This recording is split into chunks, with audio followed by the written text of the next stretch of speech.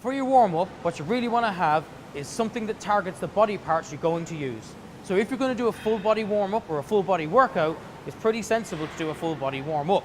That means just getting onto a cross trainer or even just using a very light bar to mimic all the movements you're going to do. It should take 7 to 10 minutes. The cardio workout is a 45-minute workout with a series of intervals in it. 3 minutes slow, about 50% of your workout, 2.5 minutes quite fast, about 70% of your max, and 30 seconds at a full-out sprint. You go back to recover, do that 7 times, that's your 45 minutes. The cardio workout is one way of burning lots of fat, and that's what we're trying to do here, as well as get fit. After 15 minutes of exercise, your body's main source of fuel is fat. But after 20 minutes, your body begins to produce a hormone called cortisol.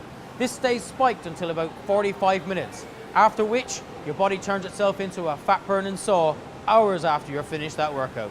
In the weights workout, what we've got included are squats, calf raises, bent over rows, low pulls, chest press, and bench press. Hits every area of the body and makes you look good over the long term.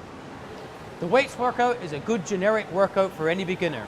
It hits the full body, so legs, back, arms, chest, all those mirror muscles you want to get to. What's benefits? It's going to make you look good and it's going to burn lots of fat. Cooldown should be more about static stretching, basically stretching off the muscles that you've just worked really, really hard. This will help loosen you up a little bit and help you be less sore the next day.